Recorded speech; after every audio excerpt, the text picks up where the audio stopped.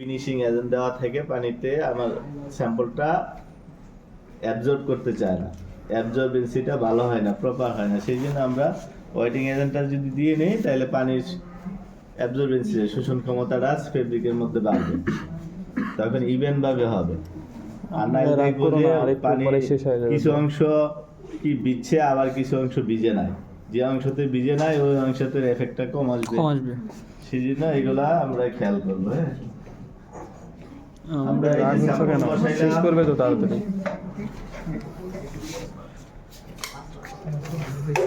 আর আমাদের যে মেশিনে আমাদের সুইচ আছে, মানে ইলেকট্রিসিটি আছে কিনা সেটা আমরা বুঝবো। এই যে এরকম লাইট জ্বলছে না, এটা যখন স্টপ ছিল এই লাইটটা কিন্তু জ্বলে নাই, মানে ইলেকট্রিসিটি আসে নাই।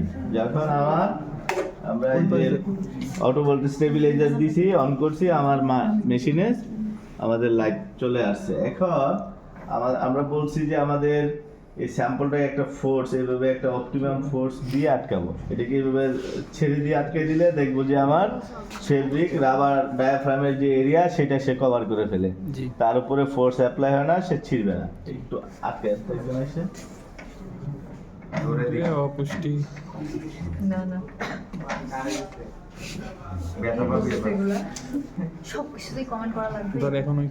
আচ্ছা, এখন যেটা বলছিলাম, আমরা স্যাম্পল এখানে ক্ল্যাম্প করাই দিলাম। আপার মোবাইল ক্ল্যাম্পিং রিং দিয়ে লয়ার ফিক্স ক্ল্যাম্পিং এর মধ্যে আমরা গ্রিপ করাই দিলাম। এখানে যে গ্রিপিংটা গ্রিপ হয়েছে, যে অংশটুকু যে এরিয়াতে আমার স্যাম্পলটার উপরে ফোর্সটা অ্যাপ্লাই হবে সেটা হচ্ছে 30 মিলিমিটার। এই অংশতে আমার ফোর্সটা অ্যাপ্লাই হচ্ছে। আমরা এই যে ধরবো, এটাকে প্রেসার দিয়ে ধরবো, প্রেসার এটাকে চাপ দিয়ে আমরা স্টপ ওয়াচ রান করে দিব না। কেন দেব না? আমরা যদি এটার সাথে সাথে এটা রান করি দেখবো যে টাইম আমার 30-32 হয়ে যায়।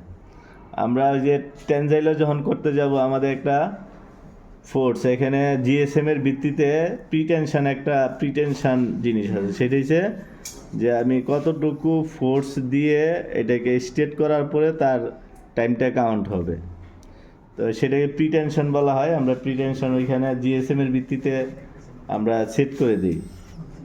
ঠিক আছে, যদি আমার এটা 200 জিএসএম এর হয় তাইলে 2 নিউটন, 200 থেকে 500 হইলে 5 নিউটন, 500-র অধিক হইলে 10 নিউটন ফোর্স।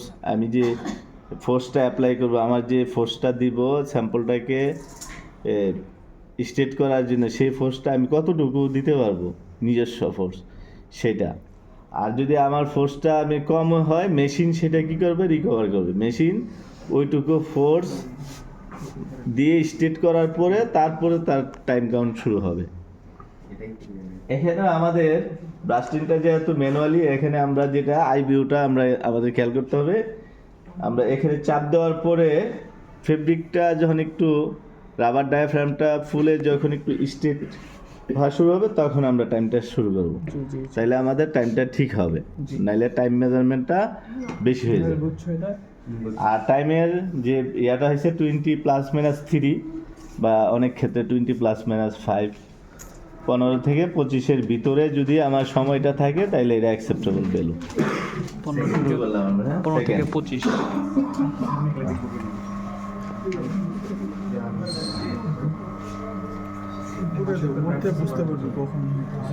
আমরা দেখতেছি যে উঠতেছে, ফুলছে, এই যে আমরা শুরু করে দিলাম। হ্যাঁ উঠতেছে, শুরু করে দিলাম। একটু যখন ফ্ল্যাট হওয়া শুরু হবে তখনই আমরা টাইমটা কাউন্ট, মোটা হচ্ছে, টাইমটা আমি অ্যাডজাস্ট করতে পারি নাই। এটার টাইম